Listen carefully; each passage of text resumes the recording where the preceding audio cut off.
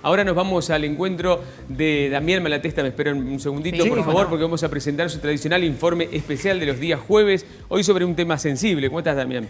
Bienvenido. Bien, muy bien. Hay un número impresionante que se conoció esta semana de unas 700, en 7 meses, 700 causas de violencia de género en la Fiscalía, que especialmente se creó para tratar ese tema. Al menos donde llegaron las denuncias, y se dice que justamente cada vez se tiene más consideración sobre estas denuncias. Antes muchas mujeres decían, yo fui hasta la comisaría, yo lo dije en un centro de salud, pero nadie me dio bolilla. Bueno, finalmente se ha actuado hace un tiempo, de manera judicial se está actuando con estas fiscalías que están actuando, que tienen esta cantidad de casos que han llegado. Lo positivo es que se denuncian. Tal vez lo negativo es la cantidad. Lo positivo es que se empezó a hablar del tema.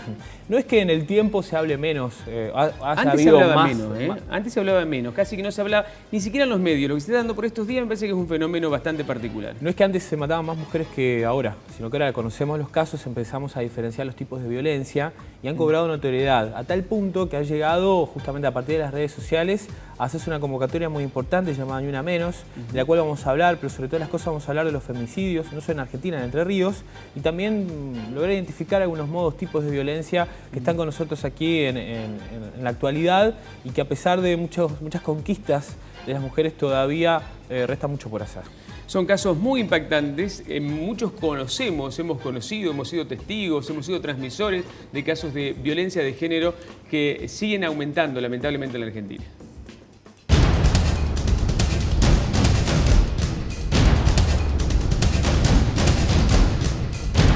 Una ola de crímenes ha sacudido al país en el último tiempo y ha multiplicado una frase que está recorriendo la Argentina. Bajo la consigna Ni Una Menos, se está buscando concientizar sobre la violencia de género y las cifras alarmantes que continúan sumando a mujeres asesinadas en el país. La historia de Kiara Páez, de 14 años, embarazada, asesinada y enterrada en el patio de la casa de su novio, fue la muerte que llenó el vaso. Antes fueron Melina Romero, Lola Chomnales, Ángeles Rawson y, sin ir más lejos, el asesinato de la paranaense Priscila Harman fue uno de los hechos que marcó el 2014.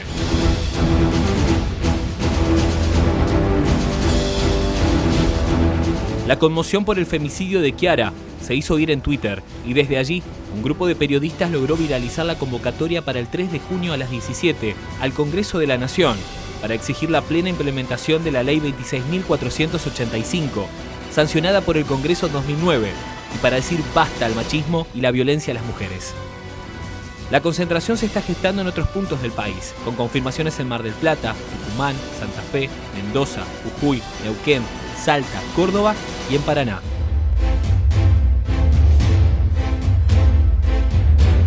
La violencia es el medio de dominación. Es importante que se tome conciencia sobre los distintos modos de violencia, ya sea psicológica, económica, física o sexual.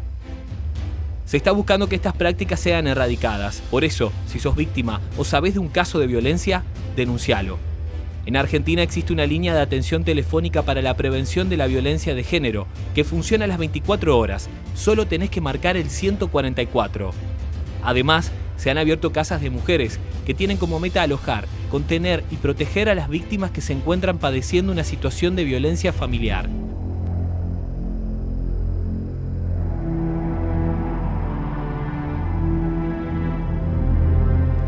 Llegó el momento de hacer visible el horror de que en el país haya una mujer muerta cada 30 horas, de tantas otras desaparecidas, víctimas de redes de trata y víctimas de violencia en sus hogares y en sus trabajos.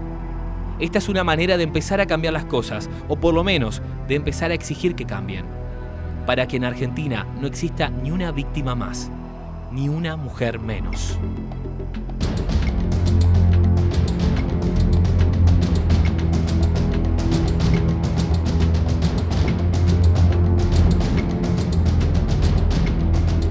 La línea 144, algunos servicios como los de la justicia, del que hablábamos, una fiscalía exclusiva para atender los casos de violencia de género y el tema instalado en los medios ha contribuido a que se hable y a que se atienda. Se ha crecido mucho, se ha avanzado de aquel tiempo en el que vos decías, la mujer iba a la comisaría y el policía le decía, claro, esto se arregla puertas adentro, vuelve a su casa y tenía que volver con el mismo tipo que le pegaba. Bueno, y hablando de puertas adentro, hay muchas cifras que llaman la atención, pero podrían ser más grandes por la cantidad de casos que no se denuncian, que quedan en el ámbito privado. Porque hay otros aspectos de esta misma historia que no están resueltos. Exactamente. Muchos casos que no prosperan, digamos, en el ámbito de la justicia porque, bueno, de alguna manera son caratulados de otra forma, muertes dudosas. Sin embargo, hay feminicidios. Vamos con algunas cifras en Argentina. Estos datos se desprenden de la Casa del Encuentro, una organización que viene trabajando hace mucho tiempo. De 2013 a 2014, el total de feminicidios en el país fue de 1.808, al menos que se tiene registro. Los feminicidios vinculados, que son aquellas personas que mueren que tienen alguna relación cercana o directamente familiar, generalmente son hijos, que mueren también 163. Niños que han quedado sin su madre, digamos, durante todo este periodo de tiempo, 357. Y solo el año pasado, feminicidios en la Argentina hubo 277, vinculados 29, cifras que realmente han llamado muchísimo la atención. Vamos a Entre Ríos, que tiene en cuanto al periodo de tiempo cifras que también despiertan muchísimo la atención, datos de Red Alerta. Ellos tienen un observatorio que viene registrando los casos desde 2007 hasta la actualidad. 65 en total se dieron en la provincia. En lo que hace a los femicidios vinculados, 11 niños sin su madre, han quedado 81. Solo en 2014, 12 femicidios se han producido y vinculados 1. En 2015 ya hay 2 femicidios registrados y un femicidio vinculado que también se ha dado. Este es el extremo, digamos, la muerte, el femicidio es el extremo, pero hay situaciones previas que pueden ser consideradas alertas o que pueden despertar una prevención que también deben contabilizarse y que para los cuales no siempre se tiene una respuesta. Se da en distintos ámbitos, en el ámbito del trabajo, en el ámbito doméstico. Y en todas las clases sociales, atraviesa transversalmente todas las clases sociales. Exactamente. Tiene como modo de educación también. Sí. De qué manera fuimos educados, esta forma de educación patriarcal, donde el hombre siempre tiene una superioridad sobre la mujer, al menos de otros tipos. Y en este último tiempo se han mezclado mucho las adicciones. Bueno, eso es lo que se termina denunciando también. Muchos casos de hombres que terminan abusando de mujeres de manera sistemática durante mucho tiempo, alcohólicos, también con problemas de adicciones que se han registrado. Hay muchos tipos de violencia, de manera simbólica también se da, de manera mediática. Es importante cómo los medios vamos a hablar de estos casos para dejar de decir que cuando matan a una mujer en manos de un hombre se habla de un crimen pasional, se está hablando de un homicidio, en este caso un femicidio. Yo creo que por ahí hace mucho hincapié también en la forma en que se presentan los temas y cómo se los nombra y qué sé yo. Pero a mí me parece que debería trascender lo de la mera estadística o el eslogan, que ni una menos no se transforme en un hashtag de Twitter y que con eso ya está. Me parece que tiene que abordarse más concretamente sobre la situación. Y reitero, tengo la impresión, a partir de la experiencia que nosotros vivimos, porque muchas veces las mujeres llegan a la radio o a la televisión con sus historias, que debe trabajarse en la prevención, articularse la forma para que cuando una mujer llega a la comisaría, no solamente le tomen la denuncia o la exposición, sino que además la acompañen, la asesoren, la guíen. Hay un montón de organismos que trabajan en esto. Y le den la seguridad también de que va a ser atendido su reclamo y que no va a haber una consecuencia posterior después de esto. Hablando de lo importante de hacer algo, también inculcar a los jóvenes, identificar que es un noviazgo violento para no llegar a situaciones de este tipo. Lo mismo en lo que sucede a las mujeres, incentivar a la denuncia y uno también hacerse cargo si estuvo ante un caso de otra pareja o una relación donde hay violencia, donde se está ejerciendo justamente este tipo de abuso. Esto que vemos en pantalla son algunos de los afiches que se han multiplicado a partir de esta convocatoria de Una Menos. De hecho, esta convocatoria tiene un correlato en la ciudad de Paraná. Este es el afiche que la red de alerta diseñado para la convocatoria, que también va a tener, decíamos, su correlato en la ciudad de Paraná, el 3 a las 17, 3 de junio a las 17. En este caso han elegido el mural que queda en calle Belgrano, Memoria Colectiva, donde están los nombres de la gran cantidad de mujeres que han muerto en la provincia de Entre Ríos y en la ciudad de Paraná, producto de la violencia de género. Es necesario tomar conciencia y que lo que decía se haga, Cristian, que no quede simplemente en un eslogan, sino que empecemos a cambiar un poco esta manera de pensar que tenemos, donde la mujer termina quedando en un lugar desigual. Virginia tiene un mensaje, me dicen, que acaba de llegar. Sí, están llegando algunos mensajes de los televidentes. Uno nos dice, no solamente la mujer, también el varón, obvio que son los menos estos casos.